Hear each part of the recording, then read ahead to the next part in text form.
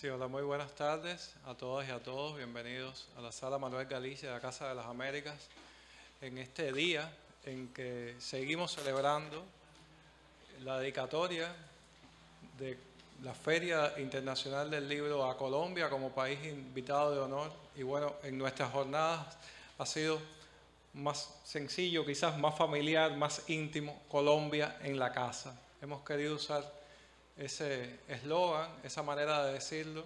Y este panel, justamente, que estamos iniciando ahora y que cuenta con la participación de Jorge Forné, director del Centro de Investigaciones Literarias de la Casa de las Américas y director también de la revista Casa de las Américas, Silvia Llanes, directora de la Dirección de Artes Plásticas de la Casa de las Américas, y como invitado especialísimo el artista de la plástica Álvaro Barrios,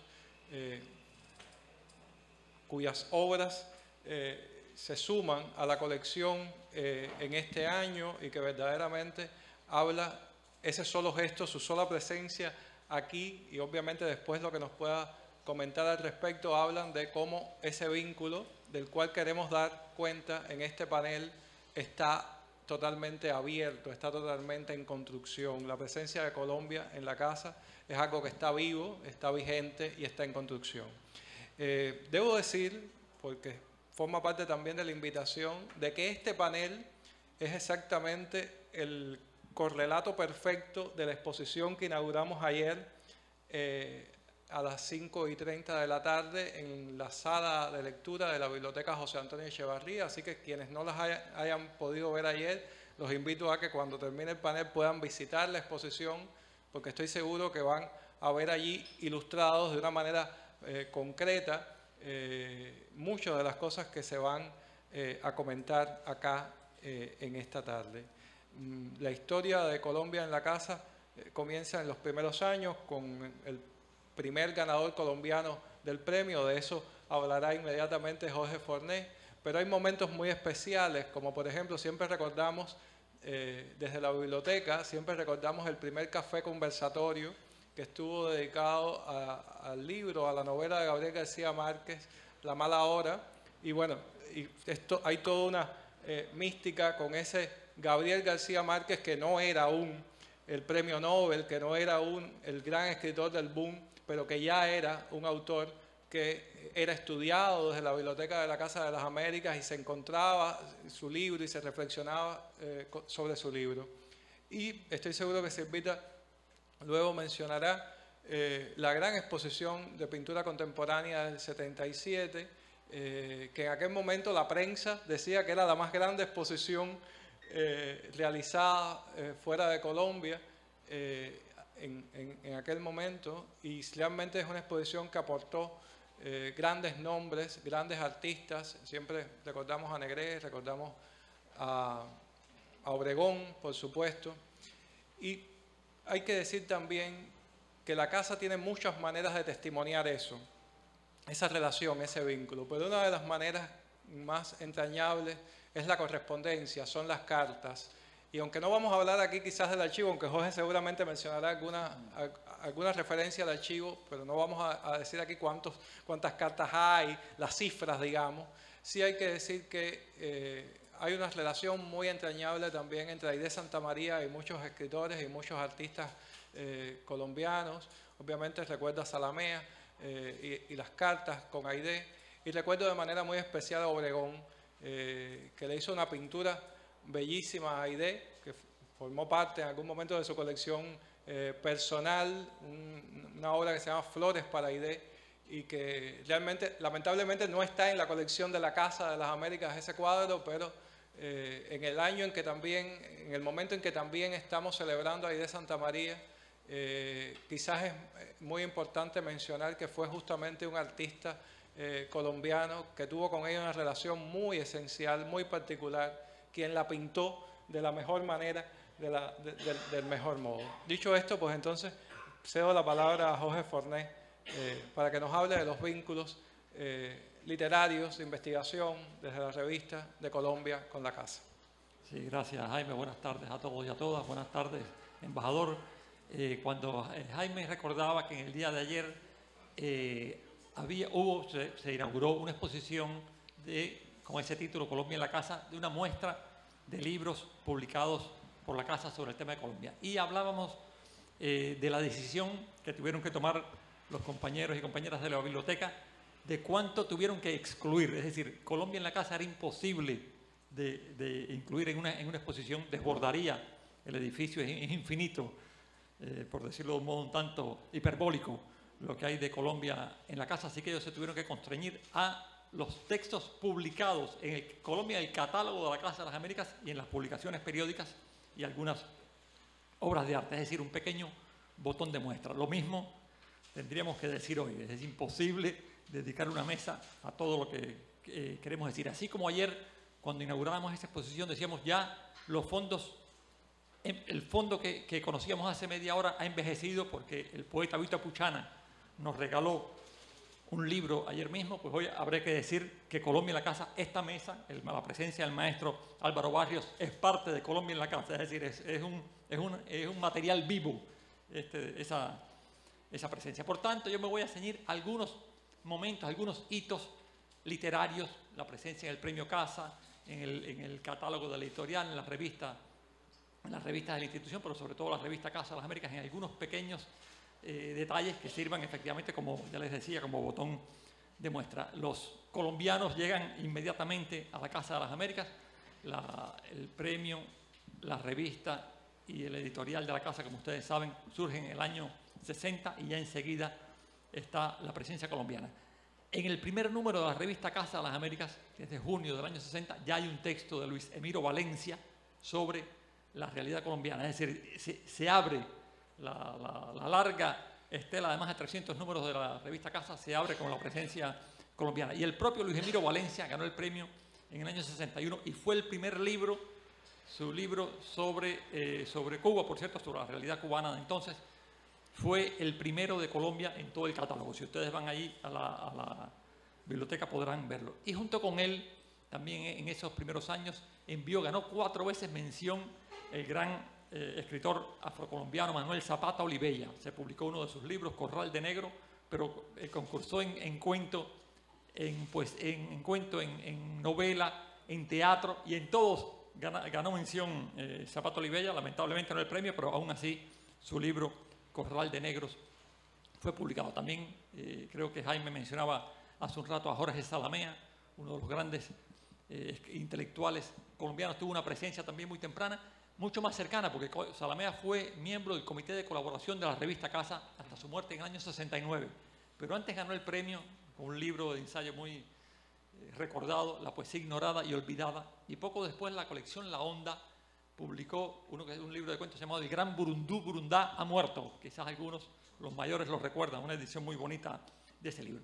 Y también los colombianos crearon ciertas polémicas y discrepancias al interior de la Casa, no podía ser menos. Y hay una colombiana que es colombo-argentina, Marta Traba, la gran crítica de arte Marta Traba, que produjo involuntariamente una de esas pequeñas sacudidas que se las voy a contar aquí porque han pasado muchos años. Nada más, fue público en su momento y afortunadamente no tuvo graves repercusiones, pero sí alguna preocupación.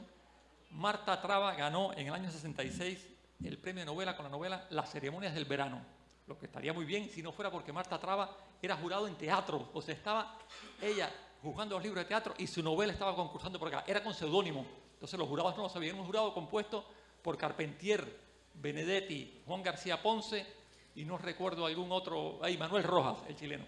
Dice, cuando abrieron la aplica, bueno, las ceremonias del verano por fulano, y cuando abrieron la aplica, Marta Traba, y Marta Traba al lado de ellos, dice, una especie, para la Casa fue una situación un tanto incómoda, y recuerdo haber visto una carta en que Benedetti, de regreso a Montevideo, dice, afortunadamente no hubo ninguna suspicacia con el tema, o sea, se entendió que era algo que ganó limpiamente, pero de todos modos se lo digo, se los cuento, pasados 50 años, para que sepan, así, más de 50 años, ciertos momentos un tanto incómodos por lo que ha habido que pasar. Bueno, también hubo una presencia grande de teatro, lo comentábamos ayer, allá hay mucho, pero supongo que en algún momento se hablará de eso, el Teatro La Candelaria, el maestro Enrique Buenaventura, no solo formaron parte del premio, sino que fueron también ellos mismos ellos mismos jurados de ese premio, al que han venido decenas de autores colombianos a jugar las obras. Y hay, seguramente ustedes recuerdan, una colección de clásicos, la colección de clásicos de la casa, que se llama Literatura Latinoamericana, y muchos años después agregó Con toda justicia y Caribeña, y además para hacerle honor a lo que de verdad, al que de verdad era su perfil. Y ahí desde muy pronto, eso es del 63, y en el 64 aparece el primer colombiano, que es el pensador colombiano Baldomero Sanín Cano. Baldomero Sanín Cano, como ustedes saben, no escribió libros orgánicos, no se sentó a escribir un libro, sino que sus admiradores, sus amigos, sus discípulos fueron recopilando todos los libros que ustedes conozcan de Baldomero Sanín Cano, los hicieron, los armaron otras personas con lo que él había escrito. Y la casa decidió que era importante publicar un libro de ensayos de él aquí, y ese fue, con ese libro arranca Colombia en esa colección, en que por supuesto entraron de inmediato La Vorágine, María de Jorge Isaacs, Tomás Carrasquilla, León de Grave, eso es inmediatamente, ¿no? Más adelante Luis Vidales. Y hay un autor que por supuesto, en el que me voy a detener un poco más, ya Jaime lo mencionó, que es que en el año 64, por una parte, ocurrió esto que Jaime decía, que al iniciarse esa sección, esas actividades de la casa llamada Café Conversatorios, que los hacía la biblioteca, se inaugura con esto, con La mala hora de García Márquez, y tuvieron que poner en el llamado La mala hora de Gabriel García Márquez entre paréntesis colombiano, para que la gente se enterara, porque la mayoría de las personas no lo conocían. Pero en la casa se conoció muy pronto García Márquez, no sé exactamente por qué, pero debe haber tenido un papel muy importante el crítico uruguayo Ángel Rama, que hablaba mucho de García Márquez. Dice, es importante publicar a este hombre porque es uno de los grandes escritores de América Latina y no se conoce más allá de pequeños círculos. No era, por supuesto, todavía el autor de 100 años de soledad, pero era el autor de La mala hora, del Coronel no tiene que le escriba, o sea, estaba deslumbrando ya a los lectores que conocían un poco de literatura. Y no es por azar que en el número 26 de la revista Casa, que apareció en el año 64, dedicado a la nueva novela latinoamericana, antes de que se llamara el boom, ya la casa había hecho ese número, que es como un número consagratorio. Ese número tiene un largo prólogo del propio, un largo trabajo inicial, texto inicial del propio Rama, que menciona mucho a García Márquez. Y Aide Santa María, para ese número, le escribió a García Márquez, le mandó una carta pidiéndole dos cosas. Una, que viniera como jurado del premio, y otra, que mandara un texto para ese número. García Márquez, esa carta se perdió, nunca la respondió, entonces ni vino de jurado, ni colaboró en ese número, pero entre eso, esto que le estoy diciendo, y aquello de La mala hora, se ve que desde el 64 había ya un acercamiento fuerte de la casa a García Márquez, que se concreta, por supuesto, después del año 67. Ustedes saben que en junio del 67 aparece 100 años de soledad, fue publicado por la editorial Sudamericana en Buenos Aires, y fue un escándalo. Decía el editor Francisco Porrúa, dice que García Márquez pensaba que la novela podía tener éxito, que quizás pudiera vender unos 5.000 ejemplares. Pero Porrúa dijo, no, hay que ser más cauteloso, imprimamos 3.000. Pero empiezan a llegarle mensajes de amigos de García Márquez como Cortázar, Fuentes, Vargas Llosa, es decir, lo que serían sus compañeros del boom, le escribieron. Dice, oye, esta novela es demasiado buena para que aparezcan 5.000 ejemplares, o 3.000, que era lo que él pensaba. Dice, bueno, está bien, lo dejamos en 8.000. Bueno, pues resulta que se agotó en una semana, y a finales de año creo que habían vendido cerca de 80.000 ejemplares. Esa fue la primera, fueron reimprimiendo esa edición, esa fue la primera edición de la novela, la que ustedes seguramente han visto en algún momento. Pero ocurre que la Casa de las Américas, que tenía esa cercanía con García Márquez, de ningún modo iba a quedarse atrás, y decidió publicar la novela. Hizo una tirada de 20.000 ejemplares en el año 68, y lo decía yo ayer, es la primera edición hecha en el mundo, después de la original de Sudamericana, la primera hecha en el mundo en cualquier lengua. Tiene un prólogo de Benedetti, y tiene también una cronología, como son los libros de esa colección. El caso es que se le envía una carta a Ada Santa María, directora de la editorial, le envía una carta a García Márquez diciéndole que la novela ha sido publicada y que se va a vender mucho y que va a ser un éxito, y García Márquez le responde con esta carta. Por eso Jaime decía que tal vez, pues sí, le tomo la palabra, y menciona una carta que pertenece al archivo. El archivo de la Casa de las Américas guarda miles y miles y miles de cartas y de documentos intercambiados con los escritores y artistas de América Latina desde el año 59 hasta ahora. Y en ese archivo está esta carta en que dice, responde él, quedo perentoriamente informado por carta suya de la edición cubana de 100 años de soledad. Como viejo y seguro servidor de la Revolución Cubana, estoy dichoso de que mi novela haya sido digna de este asalto a mano desarmada y de que gracias a eso pueda ser leída por mis numerosos conocidos y desconocidos amigos cubanos. Pero al mismo tiempo me siento defraudado por el hecho de que usted no me haya consultado previamente, no para que le contestara yo que sí o que no, sino para tener el placer de no ser tratado como cualquier Truman Capote. En compensación por este injusto menosprecio, del cual estoy seguro ya usted se ha arrepentido, les ruego tomar medidas, en primer término, para que el libro circule en Cuba en cantidades astronómicas y a un precio en que lo pueda comprar todo el que quiera. Y en término segundo, para que no salgan ejemplares comerciales hacia otros países, pues mis hijos son unos parásitos menesterosos que han resuelto vivir de mis derechos de autor.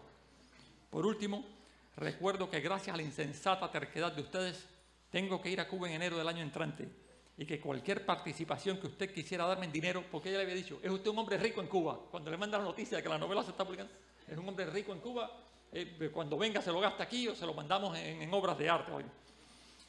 Y que cualquier participación que usted quisiera darme en dinero cubano podría servirme para invitarla a usted y al fascineroso de Fernández Retamar a una copa de daiquiri.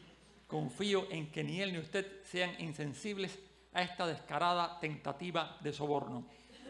En todo caso, cumplo con decirle que le estoy mandando a la CIA una copia de esta carta con la esperanza de que me hagan una oferta mejor. Un gran abrazo y escríbame en sus ratos de ocio. Entonces es la carta de García Márquez. El hecho es que entonces se publicó, se agotó muy pronto 100 años de soledad y al año siguiente, ya eso no tuvo nada que ver con la casa, hubo unas ediciones populares, los cubanos de cierta edad lo recordarán, la colección Huracán, que de libros grandes, masivas tiradas, hicieron una tirada de 80.000 ejemplares, Huracán, y según se dice, he visto en las cosas de la época, que se agotó en una semana. No sé si será verdad, pero por lo menos es verosímil. En una semana se agotó. El pobre García Márquez, no sé, estaba condenado a que aquí se la publicara así a mansalva.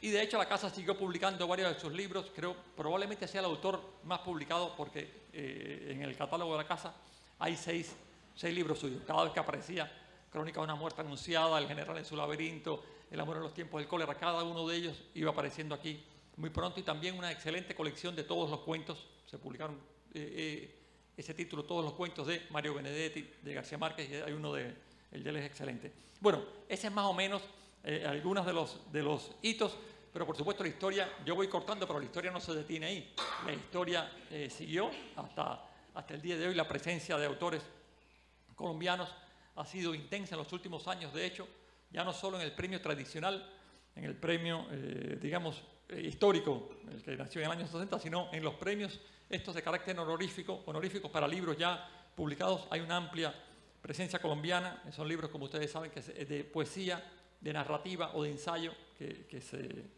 premian y los publica la casa. Hay libros en los últimos años de William Ospina, Juan Manuel Roca, Roberto Burgos Cantor, Piedad Bonet, Pablo Montoya, Juan Cárdenas, en fin, es enorme la lista de autores colombianos que han pasado por la casa y gracias a la casa han entrado también en contacto con el público cubano. No me demoro más porque lo que nos interesa ahora es escuchar a Silvia Llanes y escuchar también, por supuesto, al maestro Álvaro Barrios. Muchas gracias.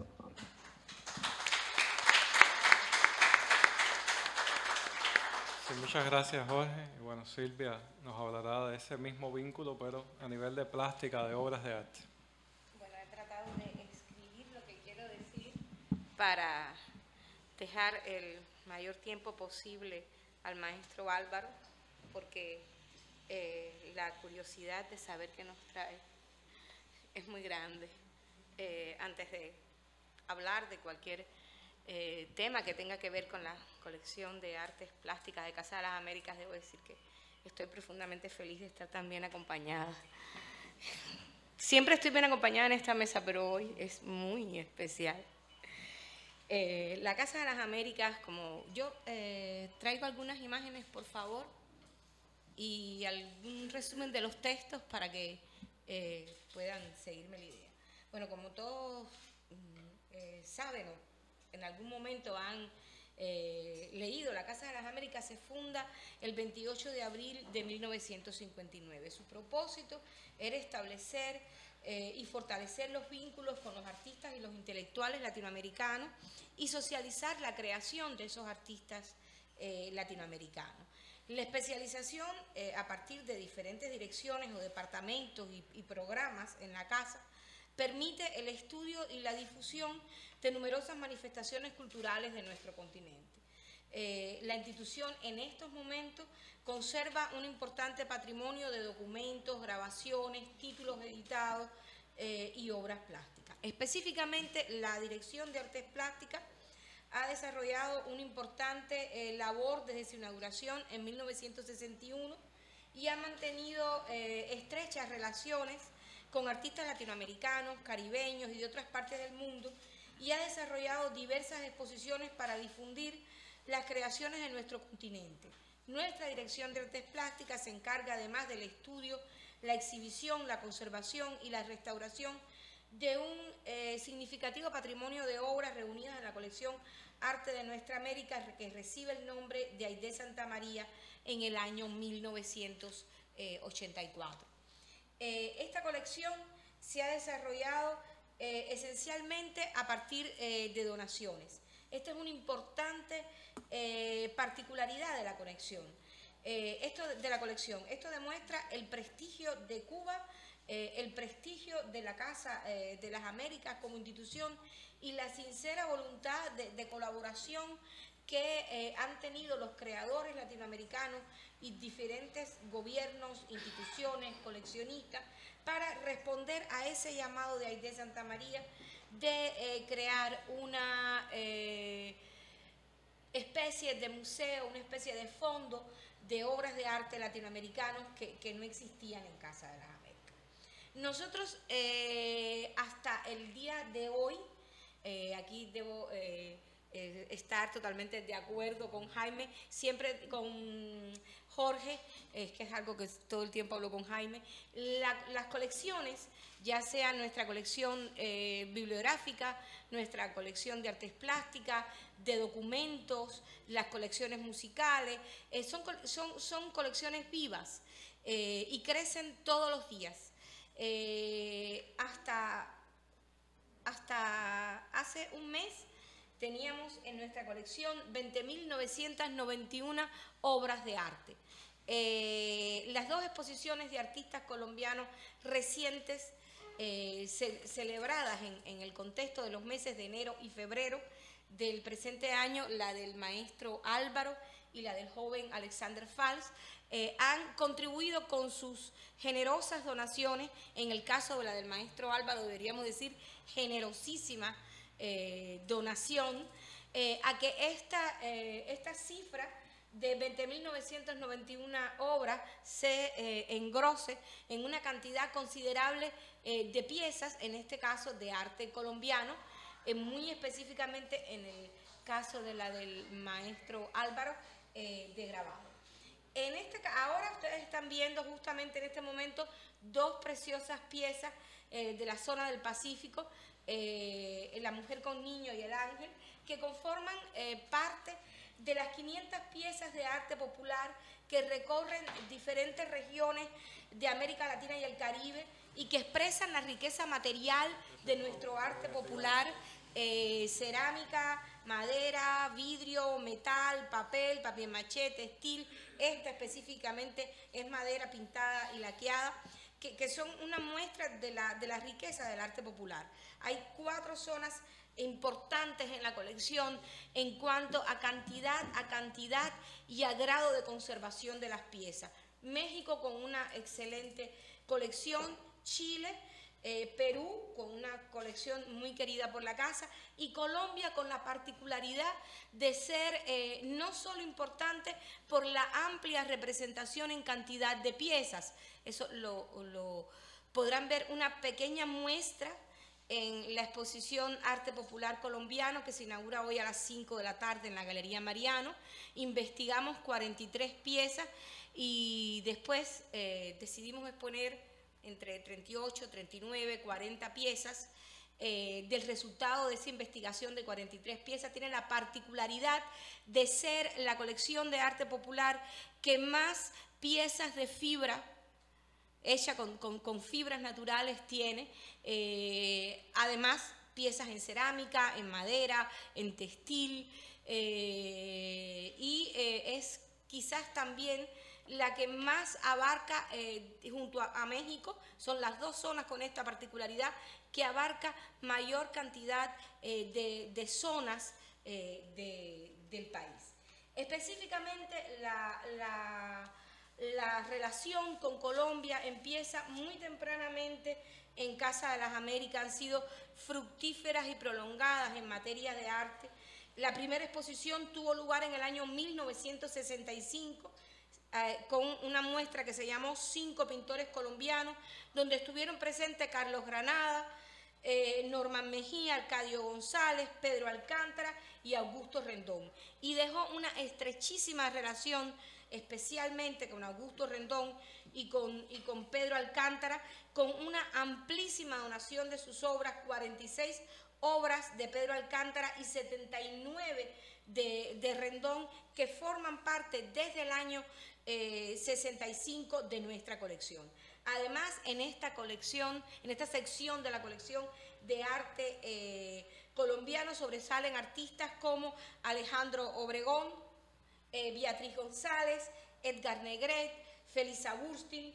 Y es muy interesante el dato de que la primera vez que la colección Arte de Nuestra América cruzó las fronteras de Cuba para hacer una exposición fuera de nuestro territorio fue justamente para ser expuesta en la Basílica Luis Ángel Arango, ubicada en territorio colombiano. Para más información, buscar la revista Casa de las Américas, diciembre del año 97, un interesantísimo artículo, Arte de Nuestra América trasciende fronteras, donde relata las exposiciones realizadas fuera del territorio cubano de nuestra colección, y, como decía, la primera justamente en Colombia. Actualmente, la sección de arte colombiano cuenta con 955 obras, sin contar la donación del maestro Álvaro y de Alexander. De esas 955 tenemos 14 pinturas, 64 dibujos, 392 fotografías, 27 libros de arte y 12 esculturas, donde vamos a encontrar importantísimos escultores colombianos, como es el caso de Edgar Negret, que forma parte de nuestra colección como grabador, y también, por supuesto, con esta preciosa escultura Andes, que pueden ver en nuestra galería. Hay una especial representación de artistas colombianos en la exposición por el centenario de Baidé Santa María, Los Tejidos de la Memoria, y además de Negret también está expuesta una pieza de la escultora Felisa Burstin. Y además de estas piezas, vamos a encontrar también 446 obras vinculadas a la gráfica, es decir, a la estampa, al grabado, con lo cual es el grabado la manifestación más representada en nuestra colección, en el caso específico de Colombia. Ha sido muy importante también el trabajo con la sección de arte colombiano en la colección de Casa, que ha permitido llevar a cabo un estudio de las poéticas de los principales artistas presentes en la colección, que han estado tanto en el año del dibujo, como en el año de la nueva figuración, como en el año dedicado al arte abstracto y cinético, el año de la fotografía, el del dibujo. Especialmente tuvimos la grata presencia de Ricardo Cárdenas, que expuso sus dibujos de grafito y acero, sus esculturas y además los dibujos de sus esculturas. También es muy importante aclarar que en el caso específico de la colección de arte colombiano hemos trabajado las investigaciones específicas dedicadas al cartel. Hay una gran colección de carteles colombianos en Casa, y al grabado, que tuvo como resultado una tesis de licenciatura de la Facultad de Historia de Artes y Letras, específicamente de la especialidad de Historia del Arte, dedicada al amplísimo tesauro de grabados colombianos que posee la casa. En cuanto a las exposiciones, además de esta importantísima 5 pintores colombianos, hay exposiciones que fueron muy recordadas, como por ejemplo el homenaje a la lucha guerrillera en Colombia, que se realizó en el año 66, donde los artistas Granada, Rendón y Alcántara estuvieron representados con una gran cantidad de obras.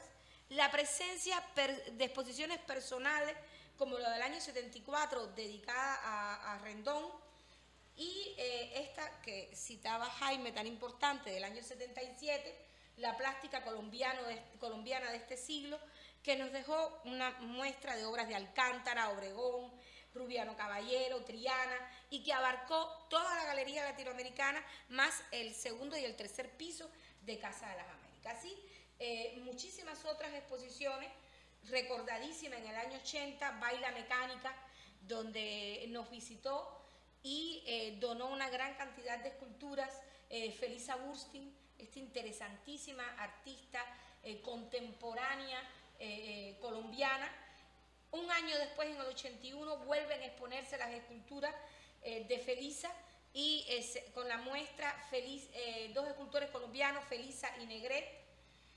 Exposiciones que fueron muy reconocidas, como por ejemplo la exposición del año 2005, 100 años de soledad al Aguafuerte, donde el artista colombiano Pedro Villalba Ospina, en ocasión del Festival de Cine Latinoamericano de ese año, hizo una exposición relacionando su obra con la novela de García Márquez. Después tuvimos la ocasión de exponer, unos años después, igualmente una preciosa colección de grabados de Posada, de Posada, el grabador gallego-cubano, dedicadas igual a 100 años de soledad, aquí en lo que fuera la sala contemporánea, y poder homenajear así a uno de los grandes artistas de la estampa cubana y uno de los grandes escritores colombianos. Las últimas exposiciones que tuvimos la oportunidad de hacer fueron en el año del dibujo, en el 2015, con la presencia, les decía, de Ricardo Cárdenas, quien donó una de sus bellísimas esculturas a la colección, y luego una exposición muy especial, porque pudimos intercambiar las piezas que estaban en la sede de la embajada con nuestras propias piezas de la artista colombiana Ana Mercedes Goyo, y pudimos mostrar esa zona de la identidad y de la tradición de Colombia que están tan presentes en la obra de Ana Mercedes. Este año hemos tenido la suerte de poder adentrarnos en el arte colombiano, por una parte, a través de la obra del maestro Álvaro, que nos va a compartir ahora sus experiencias. Vamos a tener esa suerte, presentar al joven artista Alexander Fals, presentar el resultado de esta investigación sobre arte popular colombiano, que hoy inauguraremos a las 5 de la tarde en la Galería Mariano, y sobre todo disfrutar, pero también sufrir la muestra de la biblioteca. Como siempre digo, cuando me dicen nuestros espectadores qué excelentes obras se han puesto, qué buen trabajo han hecho, digo, no, lo que no puse es lo que me hubiera gustado ver. El espacio no es infinito, y siempre Rosa y el equipo de la biblioteca, José Antonio Echeverría, nos cede esta mesa y esta pared para acompañar las exposiciones de la biblioteca, las exposiciones bibliográficas, con esta conversación, con este diálogo con las artes plásticas. En esta ocasión presentamos maestro de la gráfica colombiana y esa intención de recordar lo importante que ha sido para la historia del arte colombiano la presencia del grabado se completa hoy con la excelentísima presencia y el gusto de tener al maestro con nosotros. Bienvenido, maestro.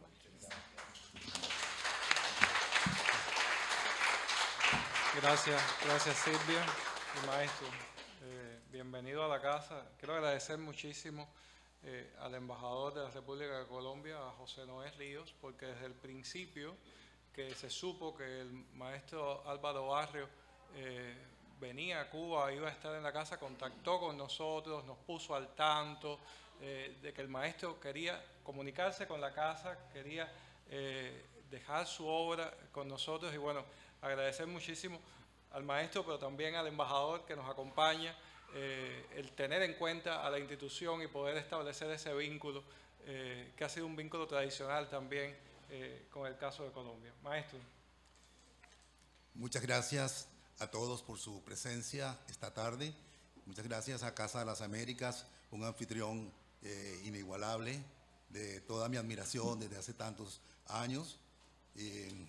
Mencionaron hace poco los nombres de algunos de los grandes intelectuales colombianos que comenzaron con Casa de las Américas, entre ellos mi queridísima Marta Traba, que fue la crítica colombiana, porque terminó siendo colombiana cuando el presidente Belisario Betancourt le dio la nacionalidad nuestra. Fue quien inauguró inauguró el Museo de Arte Moderno de Bogotá, y allí en ese museo hice prácticamente la segunda exposición de mi vida y la primera de 4 grandes exposiciones que hice posteriormente en el Museo de Arte Moderno, pero la primera que hice cuando Marta Traba era su directora, yo tenía 19 años, y en ese momento pues yo pensaba que era natural que un chico de 19 años pues se exhibiera individualmente en el museo más importante de arte moderno que tenía Colombia. Andando el tiempo me di cuenta que fui el único y entonces, pero me indicó que era pues el gran ojo, la gran sensibilidad que tenía Marta para descubrir talentos jóvenes. No se equivocó mucho, casi todos fueron a sus pues, aciertos, y la recordamos con mucho cariño y gran nostalgia. Esta charla, que me gustaría que se pudiera convertir en una conversación, quisiera que fuera también un complemento de mi exhibición en el Palacio Lombillo, que tengo entendido todavía está abierta al público, ¿no? Todavía los que no lo han visto pueden pasar por el Palacio Lombillo, allí en la Plaza de la Catedral, para que se ilustren un poco más acerca de mi trabajo, que está centrado en la obra gráfica y los grabados populares. En cuanto a la obra gráfica, yo tengo muy poco que añadirle a lo que ya saben los cubanos, que son prácticamente maestros en esta técnica. Tienen ese bellísimo taller experimental de gráfica, o taller de gráfica experimental, no sé cómo es el nombre exacto, que también con ellos estoy realizando una litografía. Admiré mucho la vez pasada que vine en diciembre, las maquinarias y todo esto tan preciosas, manuales, que tienen las piedras originales para hacer litografías, y mañana voy a firmar las litografías ya terminadas. Para mí fue un gran honor trabajar con ese taller y una gran alegría, porque aunque hoy soy conocido en Colombia y tal vez fuera de Colombia como grabador, originalmente no me consideré un grabador, ni soñé que llegaría a ser un grabador o que pasaría a ser reconocido precisamente como un artista que trabaja en esa técnica, que ahora la admiro muchísimo, ¿verdad? Me siento muy orgulloso de ser un grabador, pero en mis comienzos, cuando yo estudiaba en Bellas Artes, tal vez hasta me producía un poquito de fastidio el aprendizaje de las técnicas. Tuve pues la fortuna de aprender las técnicas convencionales del grabado, un poquito a regañadientes, pero las aprendí. Y desde el comienzo de mi carrera fui, sin darme cuenta, convirtiéndome, aparte de un dibujante, también en un grabador. Yo en Colombia, pues, he vivido la experiencia de dos periodos del arte universal, como es el arte moderno y el arte contemporáneo o postmoderno. Cuando yo digamos que empecé a consagrarme hacia los años 60, hacia mediados de los años 60, con la generación que integraba en ese tiempo, pues Felisa Burstyn, que ya la mencionaron, Bernardo Salcedo, Carlos Rojas podría estar allí, Norma Mejía, Santiago Cárdenas, Beatriz González, importantísima personalidad de esa generación.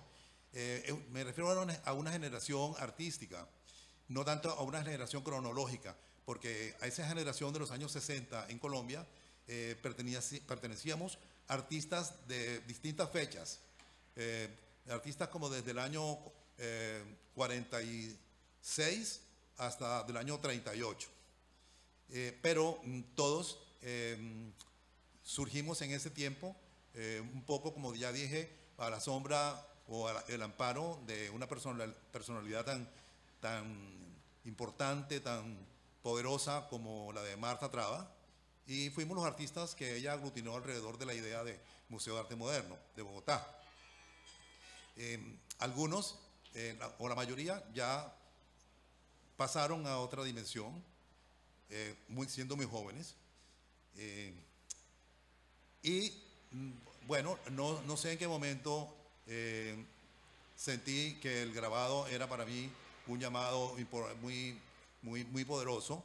El momento en que pasó el mundo entero del arte moderno, que tenía unos parámetros determinados, al arte postmoderno, en el que ya los valores eran distintos, ¿verdad? Esa generación que mencioné, en la que yo me incluyo, tuvimos como la responsabilidad de dar ese paso, hacer posible ese cambio en el arte colombiano. En los años 60 había otros países que tenían, creo que posiblemente sus artistas más prestigio que los colombianos.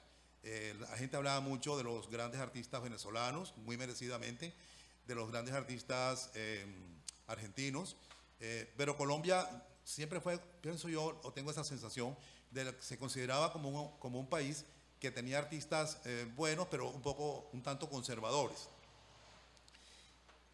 Creo que la historia pues fue justa con nosotros, porque la posteridad volvió los ojos a Colombia en el presente, y hay un grupo de artistas contemporáneos colombianos de gran prestigio internacional, cosa que me alegra muchísimo cuando veo los triunfos y los éxitos de mis compañeros de generación y también de generaciones más recientes del país.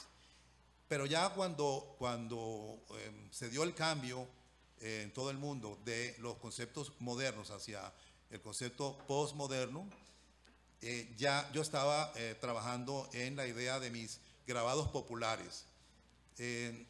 Quisiera hablarles de eso porque es un concepto que ni yo mismo sabía en ese momento qué era lo que estaba creando, y mucho menos si era yo quien lo estaba creando.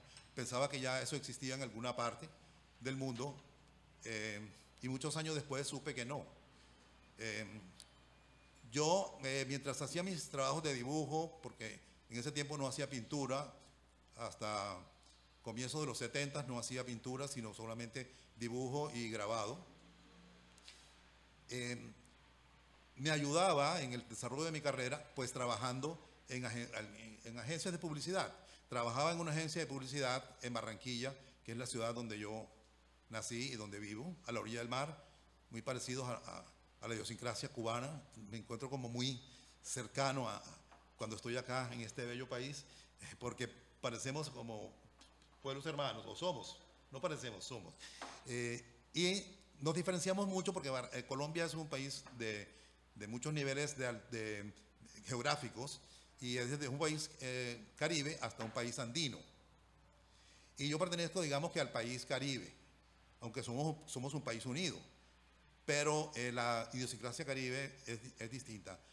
Nosotros no tenemos como temor al experimento, nos lanzamos más rápidamente hacia todo aquello que puede ser motivo de reparos o prevención con artistas de otras latitudes, ¿verdad? Sin que yo esté demeritando al país andino, Pero mientras yo trabajaba en esta agencia de publicidad, ya tenía un cierto, digamos, renombre en el país, en Colombia, y el director de la agencia de publicidad se sentía muy orgulloso de tener en su departamento de arte a un artista como Álvaro Barrios, que ya había expuesto en el Museo de Arte Moderno, que había estado en esa década en varias bienales internacionales, como la Bienal de París o la Bienal de Sao Paulo.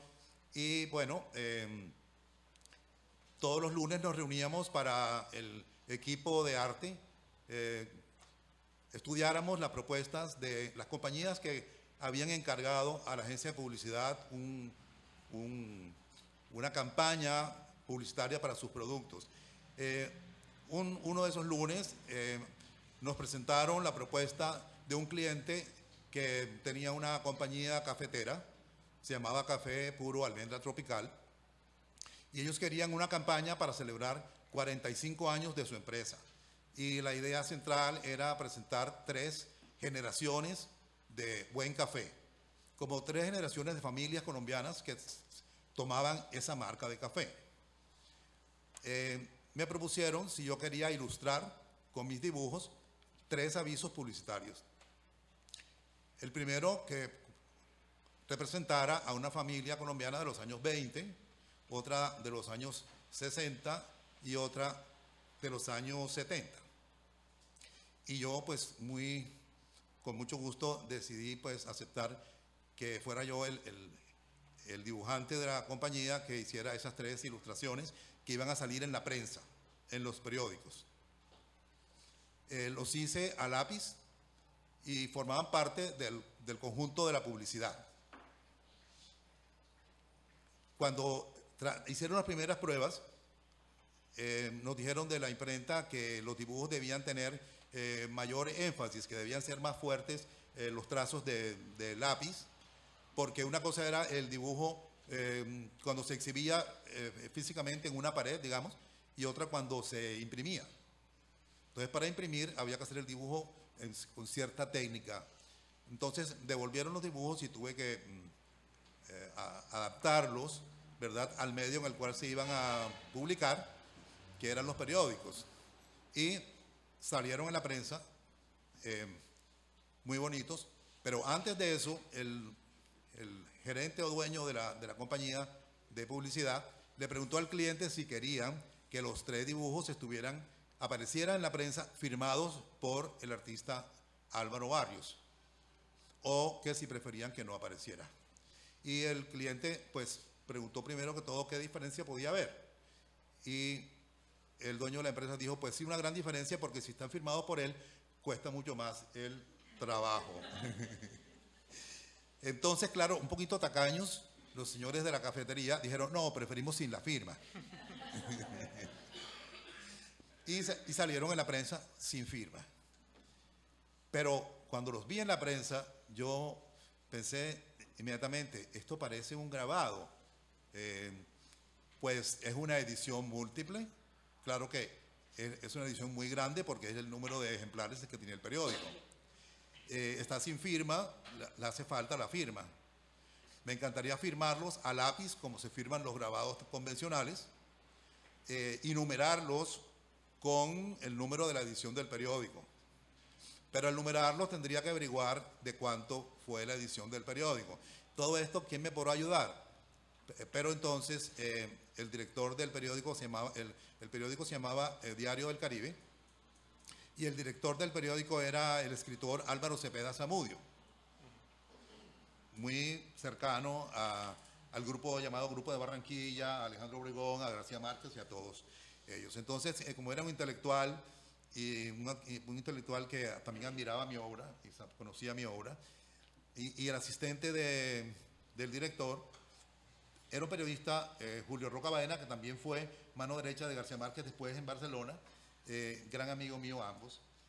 Entonces yo hablé con ellos a ver si la idea que yo tenía era descabellada o si eso era posible. ¿Qué era posible? ¿En qué sentido ellos podían ayudarme? Lo que yo quería proponerles era que anunciaran en el periódico. Esto fue como 2 o 3 días después de haber sido publicada la publicidad. Lo que quería yo era que anunciaran en el periódico que tal día, a tal hora, en tal lugar, que en este caso sería en el lobby del periódico, yo estaría firmando la publicidad esta, porque esos dibujos eran una obra mía. Los estaría firmando como un grabado.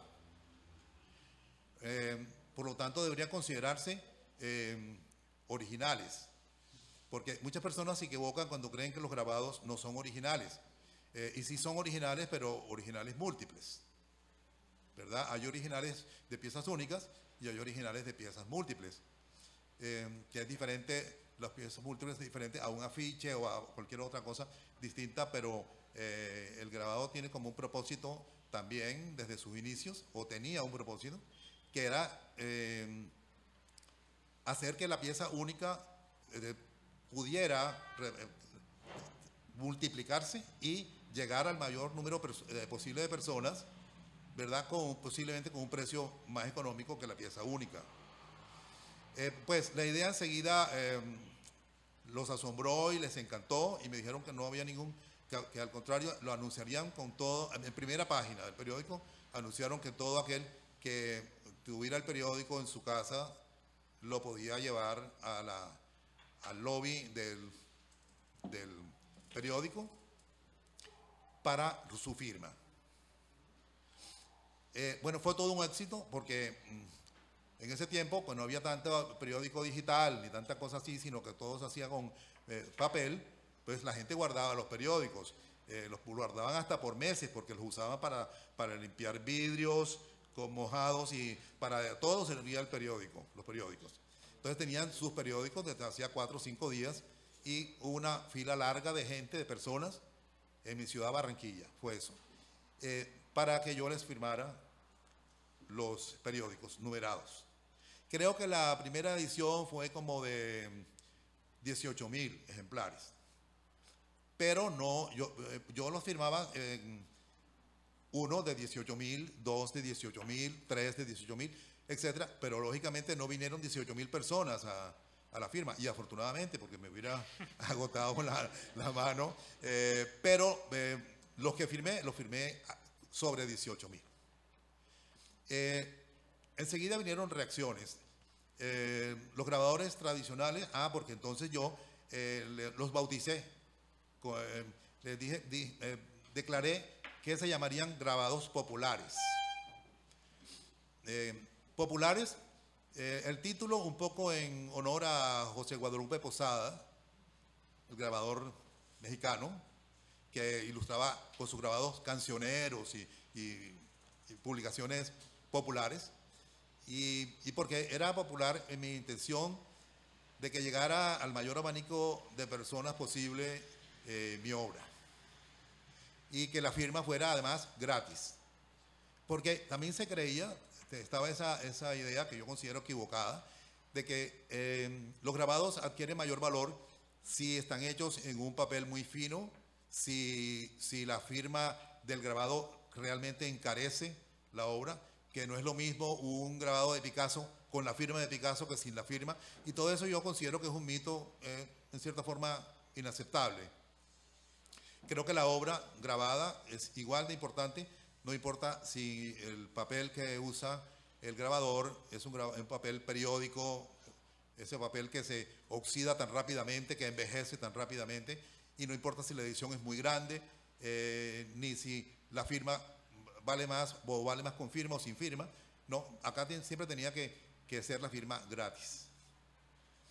Bueno, seguí haciéndolos, esta misma idea, aprovechando más que todo algunas invitaciones que recibí a bienales internacionales de grabado, o en general, como una bienal de grabado que se hacía en Tokio, y el otro periódico de la ciudad, El Heraldo.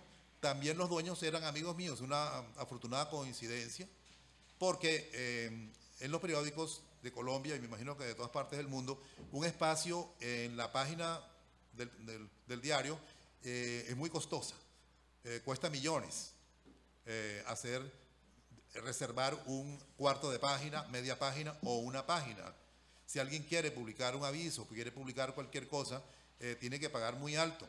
Entonces yo tenía que pedirle a los directores de periódicos qué espacio me podrían dar. Al comienzo eran un poquito reacios, pero como en este caso, en este segundo caso, también eran amigos míos. La primera vez, como les dije, fue una agencia de publicidad y una compañía de café que pagaron por el espacio. Pero la segunda vez no había ninguna publicidad de nada. Esto era algo que yo quería experimentar para mandar a la Bienal de Tokio. Y me dijeron, bueno, con mucho gusto te cedemos media página, pero a cambio del original, o sea, de la pieza a lápiz. Si nos regalas el dibujo a lápiz, te damos la media página en el espacio del periódico y hacemos todo el evento como tú lo has organizado, como lo has planeado, como has pensado. Y yo no tuve ningún reparo, claro, y regalé el dibujo y entonces hice mi segundo grabado popular. Allí fue donde anuncié el título. Cuando ya se conoció esto de grabado popular, los grabadores tradicionales colombianos pues rechazaron la idea. Dijeron que allí no se grababa nada, que eso era una publicación normal, como todas las que salen en los periódicos, que era un poquito falta de respeto hacer una edición tan grande, que dónde estaba la matriz. A cada pregunta nueva que hacían y que lo hacían como en entrevistas en público, en la prensa y todo eso, yo me planteaba nuevos problemas de tipo intelectual, porque entonces tenía que ver de dónde sacaba la matriz y como en ese tiempo no había offset, sino tipografía, pues entonces esa tipografía eran como unas placas de plomo que se colocaban sobre un bloque de madera. Entonces yo dije que esa era la matriz. Hoy en día esas matrices, no sé si se puede llamar así o si hay que ponerle comillas, no sé exactamente, pero esas matrices están en museos en Colombia. Ya no hay periódicos, por lo menos en Colombia, que trabajen con esa técnica. Llegaron después el offset y los periódicos en colores, porque antes era todo en blanco y negro. Pero todos estos cambios me incentivaron para crear nuevas reglas, inventadas todas por mí, para estos grabados populares. No me preocuparon las críticas de los grabadores convencionales. Y bueno, eso fue en el año 1972 y no sé en qué momento pasaron 50 años que se cumplieron el año pasado. Ya están viejos los grabados populares. Los coleccionistas colombianos no querían tener grabados populares, no querían tener obras que fueran gratis o que costaran lo que vale un periódico, que era muy barato en relación con lo que vale una obra de arte, así sea grabado. No querían tener obras de arte en papel periódico tan feo y tan amarillento y tan viejo. No estaban interesados en eso. Entonces los que venían a que yo les firmara normalmente eran estudiantes. Encontré mucha resistencia. Hasta el año 2004 aproximadamente, en que me invitaron a la Trienal de Grabado de San Juan y me invitaron, el curador de esa bienal, de esa trienal, me invitó a participar con la colección completa de los grabados populares hecha por mí hasta ese año, hasta el 2004. Y me invitaron a dictar una charla como la que estoy dictando ahora, y en el Paraninfo de la universidad, no sé si era la Universidad de San Juan, creo que era así. Y bueno, éramos 4 conferencistas, por orden alfabético me tocó a mí de primero. Y bueno, hablé lo mismo que estoy diciendo ahora, que siento que lo he dicho ya como un montón de veces. Y al final anunciaron al siguiente ponente, que era pues una señora que se levantó y me felicitó, dijo que le había encantado y siguió al puesto que tengo como igual a este. Y esta señora era la curadora de grabados del Museo de Arte Moderno de Nueva York.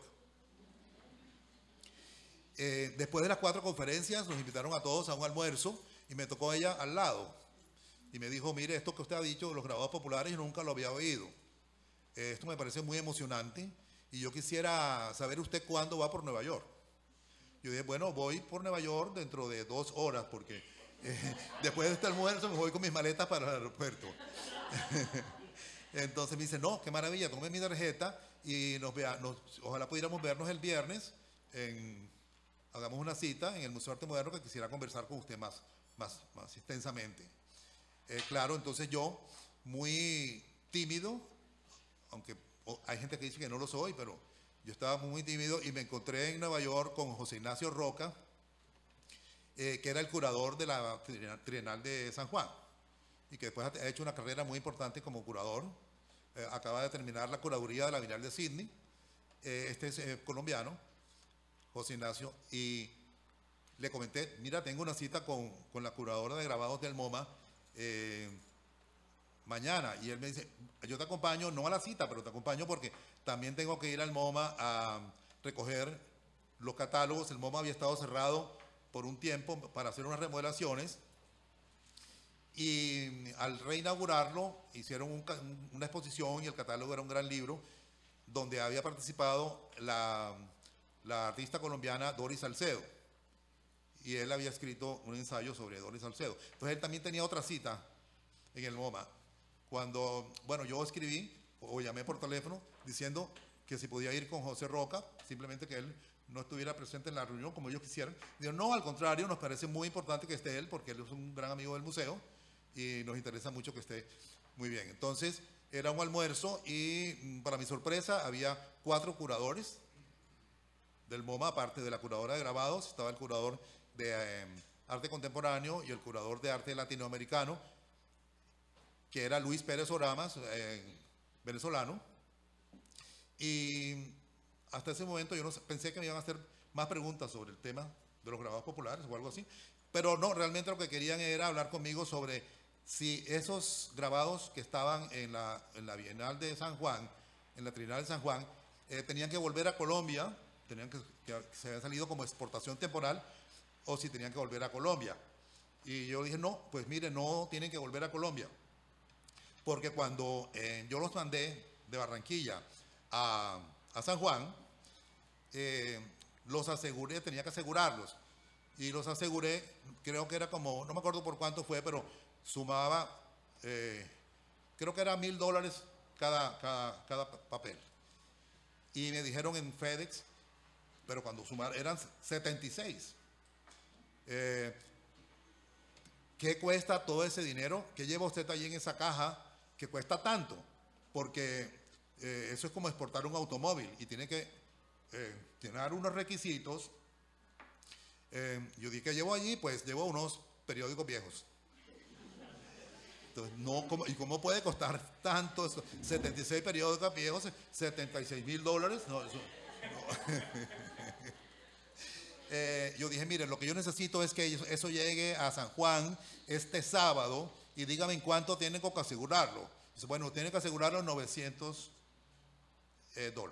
para que pueda salir así como un paquetico.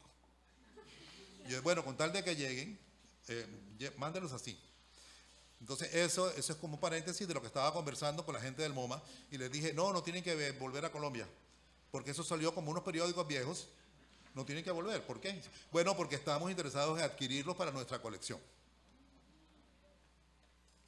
Y como ya está en San Juan, que es territorio de acá, o no sé si era o no es, en fin, sería ideal que no tengan sino que enviarlos, en lugar de regresarlos a Colombia, que vayan a Nueva York. Son más o menos los mismos que, o una parte de lo que doné a... Muy contento, muy agradecido también, por cierto, a Casa de las Américas. Una parte de los que están exhibidos allí en el Palacio Lombillo. Pero lo que el MoMA adquirió sumaban una cifra de 76 piezas. Eso, pues obviamente, yo aproveché para que fuera noticia en mi país, más que todo, más que por interés en mí mismo o publicitarme, pues que ya en ese momento no lo necesitaba mucho, era porque quería desquitarme un poco con los grabadores tradicionales, que les parecía que eso no era arte y que eso no debía ser considerado grabado. Enseguida comenzaron las otras instituciones colombianas a adquirirlos, el Museo Nacional, el Museo de Arte Moderno de Bogotá, el Museo de Arte Moderno de Medellín. Los museos colombianos comenzaron a adquirir los papeles periódicos estos, ¿verdad? Y el año pasado, que se cumplieron los 50 años, el Museo de Arte Moderno de Bogotá hizo una retrospectiva con estos grabados populares míos, y lanzamos un grabado popular en el periódico El Tiempo del tamaño de una página, que es la edición más grande que he hecho hasta el momento, de 500.000. Bueno, el periódico es la más grande, pero la más grande de todas las que he hecho, la hice en unos recibos del gas. Los recibos que la gente llega a sus casas para pagar el gas. No sé cómo es acá. Hay unos recibos para pagar la luz, para pagar el agua, ¿no? Entonces en Colombia llega el recibo del gas. El gerente de Gases del Caribe, esa compañía que lleva el gas a las casas y llegan los recibos, me dijo, ¿qué hacemos? Hagamos algo. ¿Qué podemos hacer? Y dije, pues un grabado popular en un recibo del gas. Y le pareció muy bien. Entonces se imprimió en pequeñito, allí junto con la factura donde dice lo que tenía que pagar la gente y todo, estaba en mí. En total, los recibos de la costa caribe colombiano suman 1 millón. 1 millón, entonces la gente tenía que recibir primero pues, la cuenta del gas. Y anuncié el día en el cual iba a firmar los recibos del gas. Y ahí también lo firmaba uno de 1 millón, 2 de 1 millón y así. Pero hubo gente que, por ejemplo, que me llevó el recibo con una tijera roja que le imprimen cuando van a cortar porque deben 2 meses. Algo así. Bueno, no, el público convencional encontraba que esto era como una afrenta, que eso, pues, ¿qué sentido tenía? Que qué absurdo. Pero la mayor parte de la gente, ya no solo los estudiantes, sino también los coleccionistas, llevaron su recibo y los enmarcaron como si fuera un cuadro.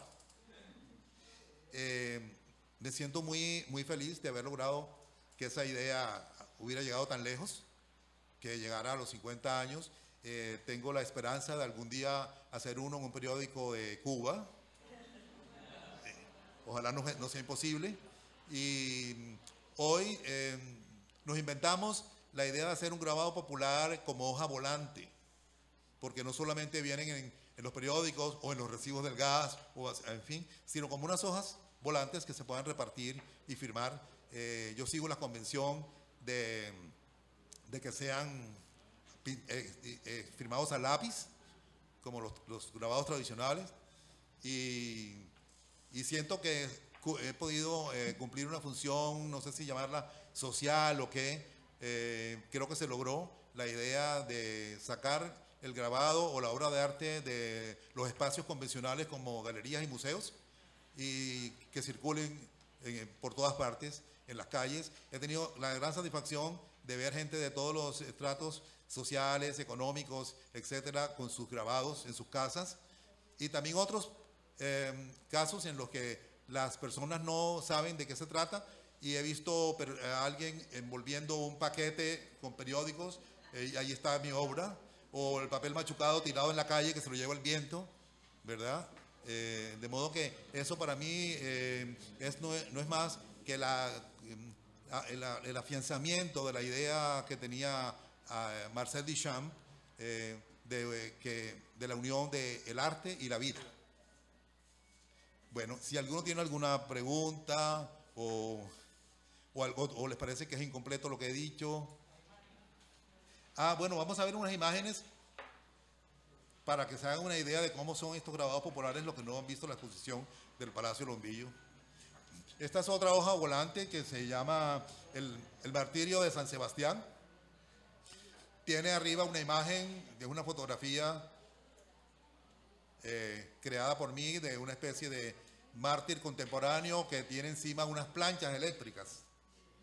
Y abajo hay unas líneas horizontales que son para que el público escriba allí los martirios o persecuciones, sea físicas o morales o intelectuales, que haya sufrido a causa de sus ideas.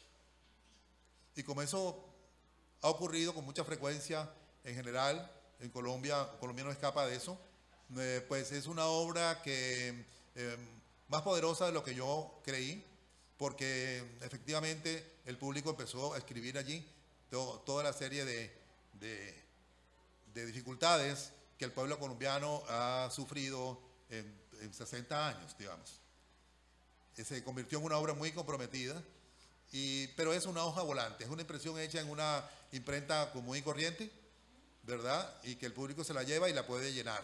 Y luego se empapela un muro con todas las opiniones del público.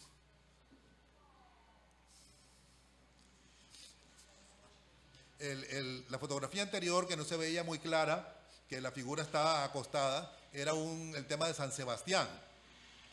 Solo que según la tradición cristiana, San Sebastián fue ajusticiado con flechas. En el caso de la anterior imagen eran unas planchas eléctricas. Sí, pero no se ve muy bien la impresión. En este segundo San Sebastián, que está de pie, las flechas son unas especies de rayos láser. Esto es una fotografía, la pieza en la cual me basé para sacar este grabado popular. Es una fotografía coloreada a mano. El San Sebastián tiene en su mano derecha una réplica del urinal de Marcel Duchamp, una obra que Duchamp hizo en 1917, pero acá hecha en fibra de vidrio forrada en plata. Y es un paralelo en cuanto al tema de algún santo del santoral católico que tiene un niño. Es decir, hay un San José que lleva cargado un niño Jesús, he visto aquí en Cuba también un San Cristóbal, creo. San Cristóbal de Hombros. Sí, también lo lleva San Antonio también, y así. Entonces acá el San Sebastián nunca ha llevado ningún niño, porque San Sebastián se supone que era un soldado de la corte, del Imperio Romano, creo que del emperador Diocleciano. Y entonces yo inventé que tuviera un niño, pero el niño no era un niño, sino esta obra de Marcel Duchamp. Bueno, este es un grabado popular de doble página en un periódico, creo que fue en el Tiempo de Bogotá también, no estoy seguro, pero allí se ve como el doblez en el centro. En la parte de abajo se escribe la explicación para que el que compre el periódico, si no sabe, si no es un intelectual, si no ha oído ninguna charla como esta, sepa que están recibiendo una obra gráfica, un grabado de un artista, y se especifica allí qué día, a qué hora y en qué lugar va a ser la firma gratuita de la obra. Este es otro también del periódico El Tiempo, también de doble página. Bueno, sobra decir que ya con el tiempo, cuando pasaron los años, ya ningún periódico me exigía que yo les diera el original o la pieza única a cambio del espacio, sino que al contrario, como en Colombia decimos, si uno le da el dedito a alguien, le arranca el brazo. Sí, también, bueno. Entonces allá cuando yo decía que quería hacer un grabado popular, decía, enseguida lo hacemos al tamaño que usted quiera. Ya esto me lo hacían a doble página. Esto es un periódico de Cartagena. Acá también El Tiempo. Este fue el último que hicimos el año pasado, del cual hice un NFT, que es un poco más difícil de explicar, pero es como si fuera poniéndole movimiento a la obra, ¿verdad? Como si fuera un video, pero es algo más complejo. Y lo proyectamos en la parte de afuera de un rascacielos en Bogotá, a todo lo alto del edificio, desde afuera. Y las palomas se movían y todas las figuras eran en movimiento. Los más sencillos son en blanco y negro, ¿no? Ya ahí se nota que el papel se ha ido amarillando.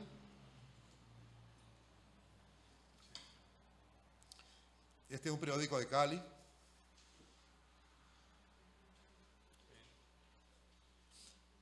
Esto fue en la Gaceta de Colcultura, cuando no existía todavía en Colombia el Ministerio de Cultura, sino el Instituto Colombiano de Cultura.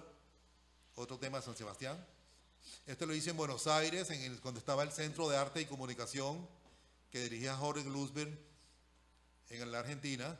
Y esa fue también otra hoja volante que se repartió entre los asistentes a un coloquio internacional de la comunicación, y también lo llevó después Glusberg a unas exhibiciones internacionales en Europa. Este es otro en Diario del Caribe de Barranquilla, y abajo, pero iba también para algún evento internacional, y abajo hay como 4 grupitos de textos que están escritos en 4 idiomas distintos, porque es muy importante que el público, como una síntesis, ¿no?, el público entienda de qué se trata. Este de acá fue para la Bienal de Cracovia, y bueno, allí ven ustedes, en la primera página, que está unida la primera con la última, donde dice El Heraldo, abajo hay un recuadro pequeño donde hay una fotico mía de aquel tiempo, ¿no?, donde dice grabado popular de Álvaro Barrios para la Bienal de Cracovia, creo que era. Lo ponían ya en primera página como un anuncio, para que la gente supiera, y en la última estaba ya el dibujo, ¿verdad?, con un espacio abajo para poder firmarlo a lápiz. Esta es una hoja volante, que es una, imitando un poco, recordando unas historietas que salían sobre un fisicoculturista que anunciaba un método. Lo hay en colores. El Colores fue en un periódico y el anterior fue una hoja volante. La historieta era de Charles Atlas, se llamaba. Aquí está El Tiempo también, de una página. Esta fue una hoja volante que hice especialmente para la Trinal de San Juan. Este fue en un periódico de Colombia que venía esta obra que se llama Sueños con Marcel Duchamp, pero venía sin ningún texto, solamente las líneas horizontales a la derecha, y encima el público podía escribir también cualquier sueño de su fantasía, ya sea sueños biológicos o sueños despiertos. Pero este sí es un sueño mío, porque llegué a hacer unos 100 sueños diferentes, todos soñados en vigilia, ¿no? Este creo que era el de la Bienal de Tokio. Entonces también está la primera página, en la parte de abajo está el recuadro donde anuncian de qué se trata, y en la última página está la obra. Esta de aquí es, no recuerdo si es la misma anterior. Sí, no, es distinta, pero... Es una de las que ya vimos, creo. De las que vimos anteriormente, bueno. De las que vimos anteriormente, ese grabado yo lo firmaba, digamos, uno de 45.000, 2 de 45.000, pero estos que se ven todos como pálidos, o no se ve la obra, resulta que yo pues decidí ir al comienzo del día, eso en la madrugada salían los primeros periódicos, y los primeros periódicos salían le faltaba tinta o tenían demasiada tinta, entonces salían malos y los iban desechando, los iban tirando, hasta que empezaban a salir los periódicos de buena calidad para que la gente pudiera leerlos. Entonces estos primeros que salían malos, yo los separé como pruebas de artista o pruebas de estado. Maravilloso. Podemos seguir.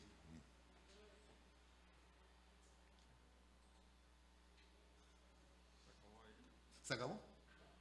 Solamente hay una de estas. Bueno, de estos hay, como cada uno era diferente, entonces las pruebas eran distintas, ¿no? Porque a veces caía una mancha de tinta roja para la derecha, otro parche negro a la izquierda, ¿verdad? Y entonces... Sí, están pasando. Sí, están pasando. Sí. Es que son iguales, parecen iguales, pero no son iguales. Sí. Bueno, ahí les ilustra todo ese paralelo que yo hago con el grabado convencional. Pero lo hago muy seriamente, porque pues yo entiendo que haya sentido el humor cuando yo explico todo esto, pero creo que era necesario ese ¿cómo se dice? Sacudión al concepto de grabado, porque el grabado se volvió muy elitista. Ya si uno quería tener un grabado de Andy Warhol, solamente por tener la firma de Warhol costaba un dineral. Hace poco en una casa de subasta se subastó uno en un precio exorbitante. Entonces no estaba cumpliendo el grabado la función que debía cumplir. Para la que fue creado, exactamente. ¿Alguien quiere preguntar algo? Excelente. Muchas gracias. Gracias a todos.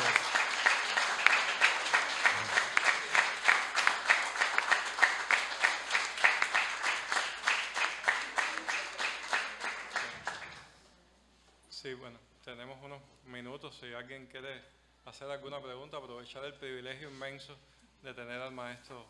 Sí, usted, por favor. Hay un micrófono acá, maestra. Sí, yo lo escucho bien. Lo que no lo van a oír la grabación, porque estamos filmando todo. Yo soy de la era pretecnológica. Cuidado. Bueno, ahora sí podrán grabar. ¿Cómo ¿Bien? no? Bueno, ante todo, muchísimas gracias. Yo he estado ahí como una alumna de preescolar. Que usted sabe que siguen a los maestros así como si estuvieran embelesados. Así estaba yo mientras que usted hablaba. Pero yo quería aprovechar la oportunidad para preguntarle si usted va a estar mucho tiempo aquí, porque la Universidad de La Habana tiene una facultad donde enseña diseño. Usted no se puede imaginar los muchachos que hay allí.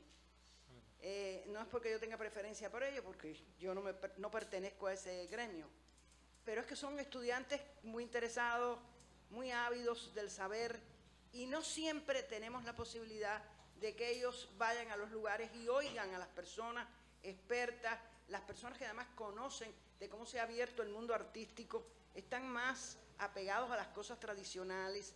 Yo le puedo dar la vía de comunicación con el decano, yo estoy segura que lo van a recibir, que usted no se va a imaginar. Va a ser como si fuera una visita así maravillosa. Y usted va a encontrar allí muchachos que tienen ideas y que han tratado de hacer cosas desde este pequeño país que no tiene muchos recursos, y que los muchachos con esa juventud que tienen inventan, ¿verdad? Inventan cosas para que sus obras puedan ser divulgadas. Pero, por ejemplo, este evento, que es un evento magnífico en Cuba, coincide con clases, coincide con distancias, y aquí las distancias son obstáculos que usted no se puede imaginar. Y entonces, tal vez, si usted tuviera en su agenda una posibilidad, aunque sea una conversación, yo le dejo con los compañeros de la embajada la manera de comunicarse, y de verdad que van a estar muy agradecidos. Yo, enormemente. ¿Cómo se llama la universidad, señor? Es la Universidad de La Habana, pero es la Facultad de Diseño Industrial. Es un instituto que se agregó a la Universidad de La Habana. Es una facultad, hoy es una facultad. Voy a consultar todo para hacer todo lo posible para Yo le complacerlo. dejo unas noticas para que usted pueda llamarlo. Muchísimas Acá gracias. Sí, está el gracias a usted. embajador, así que seguramente él Aquí va a está. ayudar a que eso sea posible. Me parece una excelente idea. Todo encuentro posible con jóvenes estudiantes de arte, con jóvenes diseñadores, por supuesto que va a ser bien aprovechado por los jóvenes cubanos. No sé si hay otra pregunta, otro comentario en la sala. ¿No? Pues nada, entonces agradecer muchísimo al panel, agradecer a Jorge, a Silvia y por supuesto enormemente al maestro Álvaro Barrios por la donación generosísima de obras a la Casa de las Américas. Silvita decía de manera muy especial cuando iniciaba su ponencia de que toda la colección de la Casa de las Américas está hecha de donaciones. Esto es un ejemplo más de esa generosidad de los artistas de América Latina y el Caribe. Y bueno, agradecer muchísimo a la embajada, al embajador y a todos ustedes que nos han acompañado. Debo invitar a dos exposiciones. Una, la exposición bibliográfica que hacíamos referencia antes, que tiene también una exposición de obras de grabado colombiano, además de los libros publicados sobre Colombia, de Colombia, en la Casa de las Américas. Y a las 5 de la tarde, en 15 y C, vamos a estar inaugurando también una colección de arte popular colombiano con obras de grandes artistas populares colombianos. Y bueno, queda, digamos, que ahora el momento más protocolar, digamos, que es el hecho de la firma de la donación por parte del maestro de los documentos de la donación. Entonces, a todos ustedes, muchas gracias. El maestro va a firmar un grabado popular. Sí, hay una sorpresa, ¿no? ¿Es aquí Sí, ahora mismo? sí. Bueno, hay por ahí unos grabados que yo hice alejarle los vasos de agua para que no sufriera. Y bueno, tendremos ahora como regalo de de este panel una firma del maestro Álvaro Barrio de grabados populares de esta serie para todos los presentes. Pero será que primero